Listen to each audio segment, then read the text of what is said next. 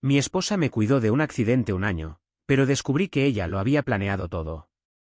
El monitor del hospital emitía un pitido constante que se clavaba en mi cerebro como un taladro. Intenté mover la mano derecha, pero mi cuerpo no respondió. Solo sentí un vacío aterrador y un dolor sordo que subía desde mis piernas hasta el pecho. Lo último que recordaba era el reflejo de unas luces largas sobre el asfalto mojado y el estruendo del metal, retorciéndose a mi alrededor. Cuando logré abrir los ojos por completo, la silueta de mi esposa, Elena, se recortaba contra la luz de la ventana. Tenía el rostro pálido y las mejillas surcadas por lágrimas secas. Al verme despertar, se abalanzó sobre mí, sollozando con una desesperación que me conmovió el alma. Me susurró al oído que los médicos habían dicho que era un milagro que estuviera vivo. El coche había quedado destrozado tras caer por un barranco en la carretera de la montaña. Elena no se separó de mi lado ni un solo segundo durante las siguientes 3 semanas. Ella alimentaba mi cuerpo debilitado, hablaba con los cirujanos y me prometía que saldríamos de esta situación juntos, sin importar lo difícil que fuera el camino.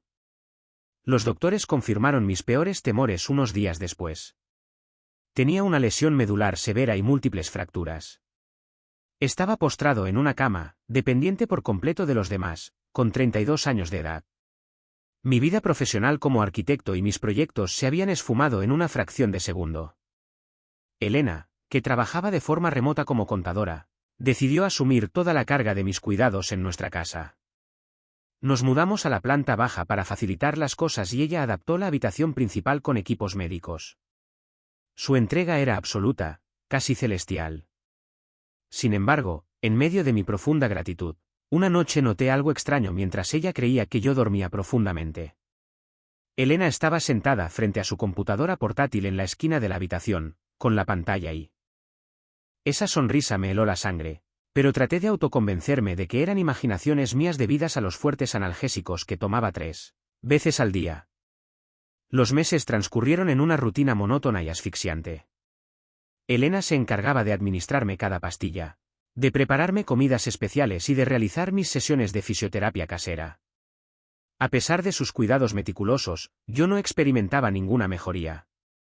Al contrario, cada mañana me despertaba más aturdido, con los músculos más rígidos y una extraña neblina mental que me impedía concentrarme durante el día. Cuando le preguntaba al doctor asignado por la aseguradora en sus visitas mensuales, él simplemente se encogía de hombros y decía que cada proceso de recuperación era un mundo diferente y complejo. Un martes por la tarde, Elena tuvo que salir de urgencia para firmar unos documentos notariales relacionados con las propiedades de su familia. Era la primera vez en 8 meses que me quedaba completamente solo en la casa durante más de 2 horas. El silencio de la vivienda se me echó encima.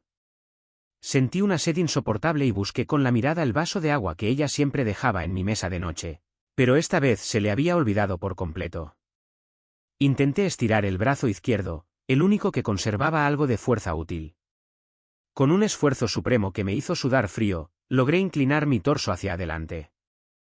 Mis dedos rozaron el cajón entreabierto de su escritorio personal, que estaba justo al lado de mi cama médica. Al tirar sin querer, el cajón se abrió del todo y varios papeles cayeron al suelo.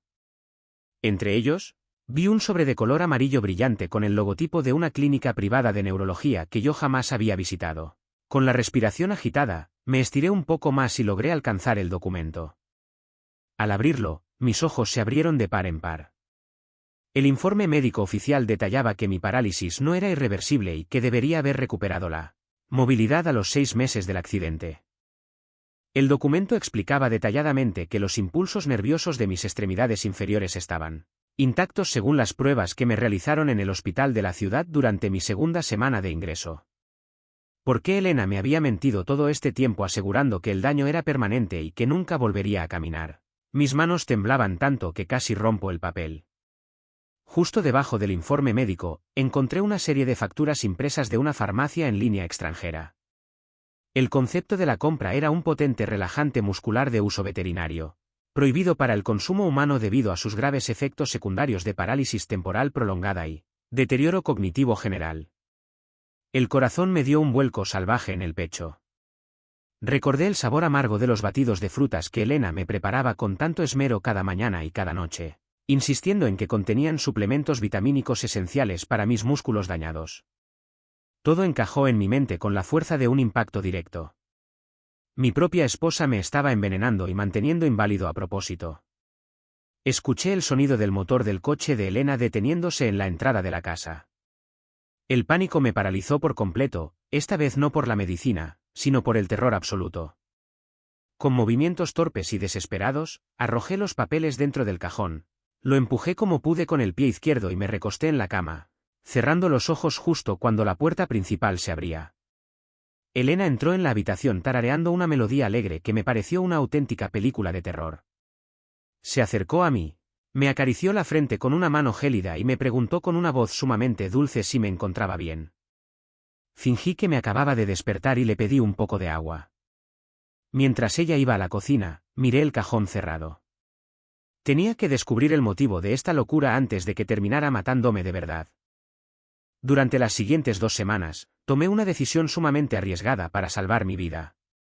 Cada vez que Elena me traía el batido o las pastillas, esperaba a que ella se diera la vuelta o fuera al baño para escupir el líquido en una pequeña toalla que escondía debajo de mi almohada, o bien mantenía los comprimidos debajo de la lengua para escupirlos después en el espacio entre la cama y la pared. El proceso era agotador y requería una concentración absoluta para no ser descubierto. Los efectos de la desintoxicación comenzaron a notarse al 5.º día. La densa niebla mental que me había acompañado durante casi un año empezó a disiparse por completo, y una maravillosa aunque leve sensibilidad regresó a los dedos de mis pies. Podía moverlos ligeramente, aunque me aseguraba de mantener una inmovilidad total cada vez que Elena estaba presente en la habitación.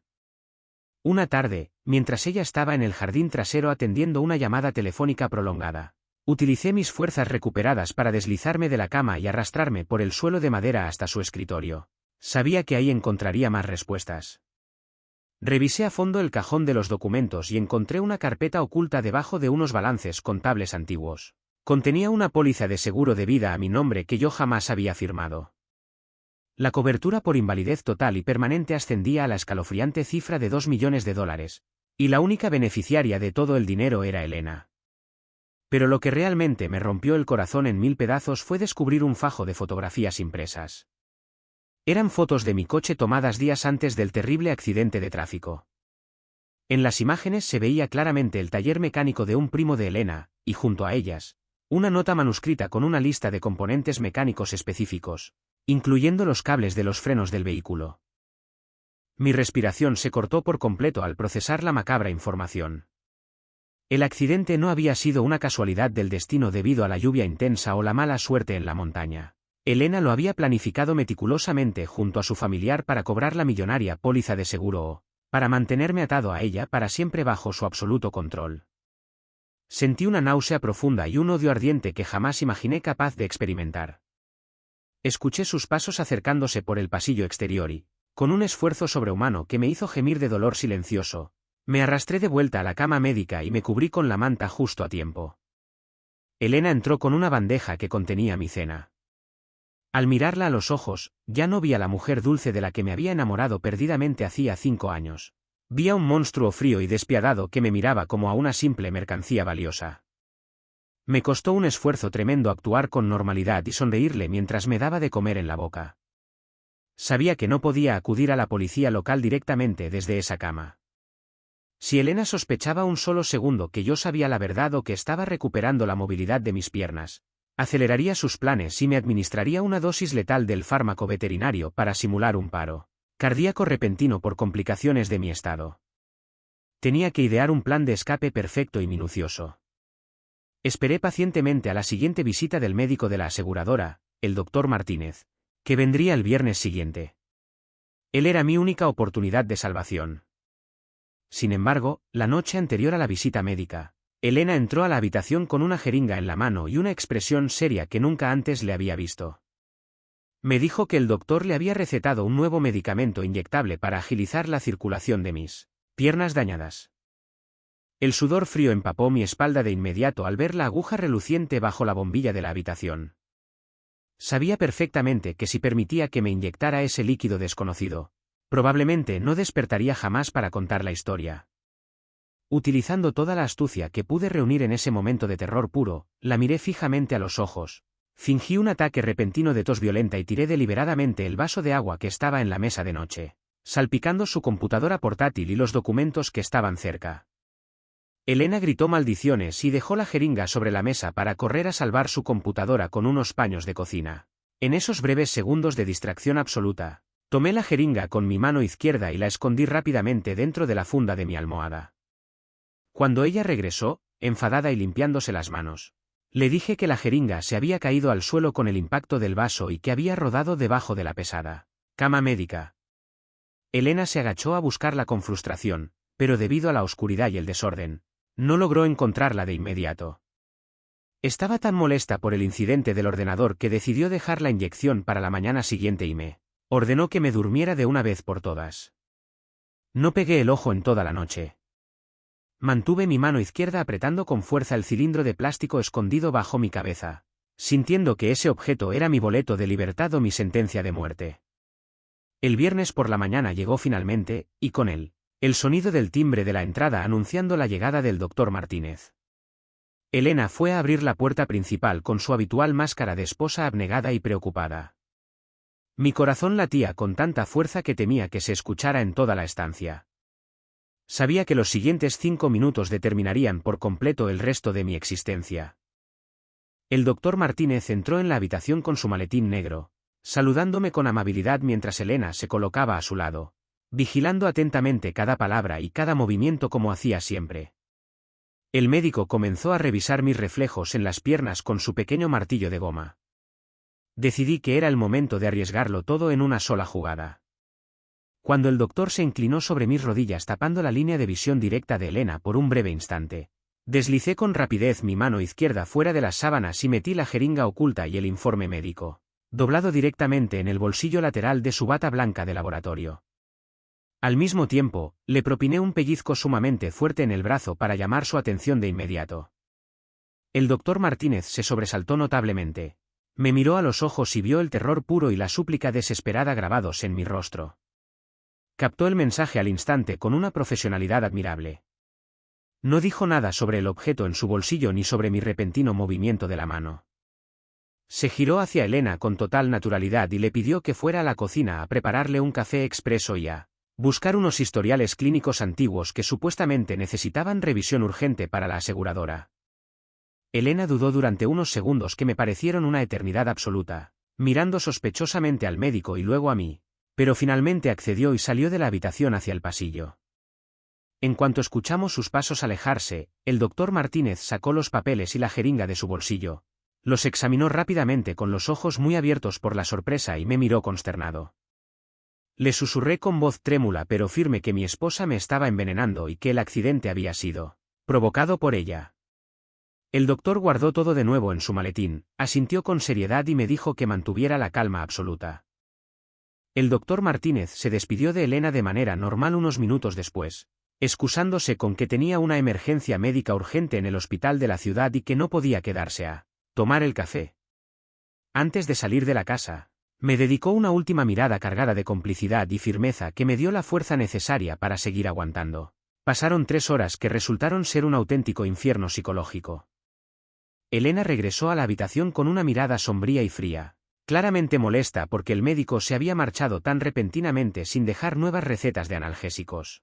Se sentó en la silla junto a mí y comenzó a limpiar sus uñas con una pequeña lima metálica, produciendo un sonido rítmico y molesto que alteraba mis nervios. De repente, el sonido ensordecedor de varias sirenas de policía rompió la calma del vecindario, deteniéndose justo frente a nuestra casa. El rostro de Elena se transformó por completo, perdiendo todo el color en un segundo. Se asomó rápidamente por la ventana y vio a 4 oficiales de policía fuertemente armados cruzando el jardín delantero junto al doctor Martínez. Elena entró en pánico total. Corrió hacia el armario de la habitación, sacó un bolso con dinero en efectivo y se dirigió hacia la puerta trasera de la cocina para intentar escapar por el callejón posterior. Sin embargo, la policía ya había rodeado por completo el perímetro de la vivienda. Escuché el estruendo de la puerta principal siendo derribada y los gritos de los agentes ordenándole que se detuviera de inmediato. Hubo un breve forcejeo en el pasillo, seguido por el sonido metálico de las esposas cerrándose y los derechos individuales de Elena siendo leídos en voz alta por un oficial. Unos segundos después, el doctor Martínez y 2 paramédicos entraron corriendo a mi habitación para sacarme de esa cama de pesadilla. Me trasladaron de inmediato en ambulancia hacia el Hospital Central bajo estricta protección policial. Los análisis de laboratorio que me realizaron esa misma tarde confirmaron la presencia masiva del relajante muscular veterinario en mi torrente sanguíneo, además de altas dosis de sedantes no autorizados. La investigación criminal avanzó con una rapidez asombrosa gracias a las pruebas contundentes que aporté del escritorio de Elena. La policía detuvo a su primo en el taller mecánico el mismo viernes por la noche. Él no tardó más de media hora en desmoronarse por completo ante los interrogatorios y confesar todo el plan macabro a cambio de una reducción de su futura condena. Admitió que Elena le había pagado $10.000 en efectivo para sabotear los frenos de mi coche antes de mi viaje a la montaña. El juicio penal se celebró 6 meses después. Elena fue condenada a 25 años de prisión efectiva por intento de homicidio calificado, fraude severo a la aseguradora y administración de sustancias venenosas prohibidas. Ha pasado un año completo desde aquel día en que recuperé mi libertad. Gracias a una intensa y dolorosa rehabilitación física diaria de 6 horas, he logrado recuperar el 80% de la movilidad de mis piernas y ya puedo caminar distancias cortas, utilizando únicamente un bastón de apoyo. Físicamente me estoy recuperando con éxito, pero las heridas psicológicas tardarán toda una vida en sanar por completo. Duermo con la puerta de mi nuevo apartamento cerrada con 3 candados de seguridad y desconfío de cualquier muestra excesiva de afecto o de comida que me prepare otra persona. La persona en la que más confiaba en este mundo, la mujer a la que le había entregado mi vida entera, estuvo a punto de destruirme por completo por pura codicia monetaria. ¿Cómo se vuelve a confiar en el ser humano después de descubrir que tu refugio era, en realidad, tu propio verdugo?